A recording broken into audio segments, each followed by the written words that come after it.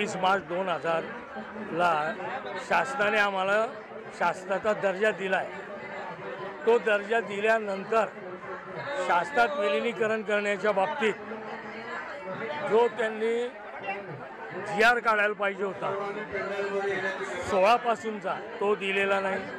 7व्या वेतन आयोगाचे फरक आम्हाला देण्यात येत नाही आहे। आणि शासनात विलीनीकरण केलं तर मग शासनाच्याच सगळ्या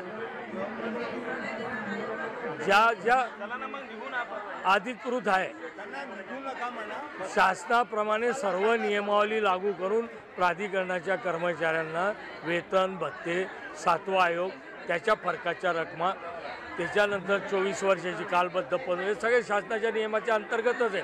जर आम्हाला शासनात घेतलेलं आहे तर मग त्याचं संपूर्णतः जबाबदारी शासनाने घ्यावी आणि तसं परिपत्रक पारित करावं यासाठी आम्ही हे आंदोलनाला बसलो। मी अनिल तळेले कास्ट टाईप कर्मचारी संघटना महाराष्ट्र जीवन प्राधिकरण। महाराष्ट्र जीवन प्राधिकरणातील कर्मचाऱ्यांची शासनाने 23/3/2017चा GR काढून वेतन व भत्त्याची जबाबदारी सेवानिवृत्ती वेतन भत्त्याची जबाबदारी शासनाने घेतली। त्या GR मध्ये लिहिलेलं आहे की महाराष्ट्र जीवन प्राधिकरणातील कर्मचाऱ्यांना शासकीय दर्जा देण्यात येत आहे आणि त्यानुसार तो GR 23/3/2017 मध्ये निघाला, परंतु अद्यापपर्यंत शासकीय दर्जा न मिळाल्यामुळे महाराष्ट्र जीवन प्राधिकरणातील कर्मचारी लाखो रुपयाच्या न्याय हक्काच्या थकबाकीपासून वंचित आहे। हजारो रुपये पगार कमी मिळत आहे, हजारो रुपये पेन्शन कमी मिळत आहे। 7व्या वेतन आयोगाची जी थकबाकी आहे ती अद्यापपर्यंत या कर्मचाऱ्यांना मिळालेली नाही। 24 वर्षाची कालबद्ध पदोन्नती असो की 10, 20, 30 वर्षाची पदोन्नती असो हे देखील मिळाले नाही।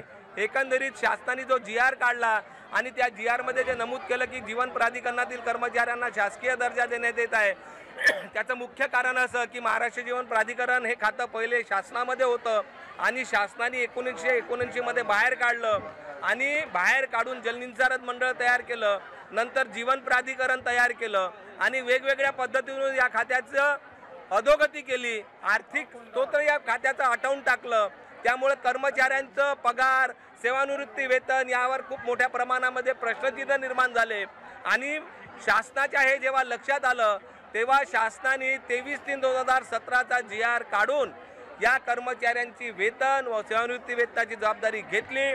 शासकीय दर्जा देण्यात येतं असं लिहिलेलं आहे, परंतु अद्यापपर्यंत त्या GRची अंमलबजावणी पूर्णपणे न झाल्यामुळे हे आंदोलन या ठिकाणी सुरू आहे। शंभूराजे देसाई, माननीय मंत्री शंभूराजे देसाई यांच्याकडनं आत्ता आम्हाला बोलवणं आलं मुख्यमंत्र्यांच्या वतीने। ते आमच्यासोबत चर्चा करतील, शिष्टमंडळाला बोलवणं आलेलं आहे।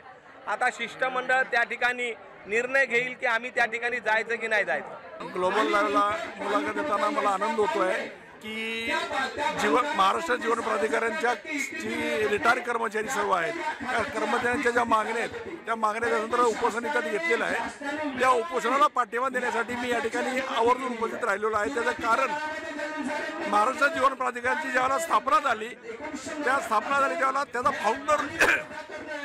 फाउंडर सदस्य मी आमदार म्हणून त्यावेळेला प्राधिकरणावरती होतो। त्यावेळेला प्राधिकरणच्या सर्व व्यथा अडचणी मला सर्व माहिती आहे।